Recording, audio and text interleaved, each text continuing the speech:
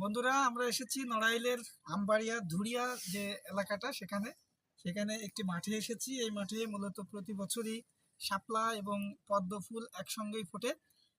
এটি একটি বিরল দৃশ্য, যেখানে শাপলাও পাওয়া যায় আবার পদ্মও পাওয়া যায়। যে আমি যেটা উঠাচ্ছি এটা শাপলা, আর আমার হাতে পদ্ম। একই বিলে শাপলা পদ্ম দুইটাই ফোটে।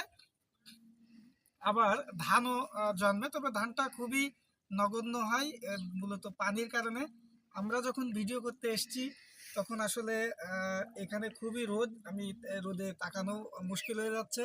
আর সর্বোপরি মজার ব্যাপার যেটা, এই জীবনের প্রথম ভিডিও করতে অনেক অভিজ্ঞতা নিয়েছি, কিন্তু এই প্রথম এই ডুঙ্গা বাইলাম। হ্যাঁ, এটাও একটা অনুভূতি। আমি তো প্রথম ভয়ে এখানে নামবই না, পরে সবার রিকোয়েস্টে এই পানিতেই নামলাম। তবে এই যে ডুঙ্গা বাওয়া, আমি প্রথমে বসে মূলত পড়েই যাচ্ছিলাম বা ভয়ে, কিন্তু আমি এখন নিজে এটা মানে ড্রাইভস করতে পারছি, এটাও একটা মজার ব্যাপার। এবং এই যে পানিপথের যে যানবাহন, নৌকা, স্টিমার, ট্রলার, তা একেবারে ক্ষুদ্র একটা মানে জাহাজই বলবো আমি, যেটা হচ্ছে যে এই বাঁশের সাহায্যে চালনা করা হয়। এটা চালনা করার জন্য আলাদা কোনো তেল মোবিলের প্রয়োজন হয় না, কিংবা চাকার প্রয়োজন হয় না। এটি খুবই মজার একটি হচ্ছে বহন। হ্যাঁ, মাঝে মাঝে একটু পানি দেখা যাচ্ছে, সেটা এটা দিয়ে ফেলে দিতে হয়। আর এইটা খুবই সুন্দর একটা পরিবেশ। এখানে যদি ভোর সকালে আসা যায় বা বিকালে, পড়ন্ত বিকালে সূর্যের কিরণ থাকবে না, তখন আসলে খুবই ভালো পরিবেশ।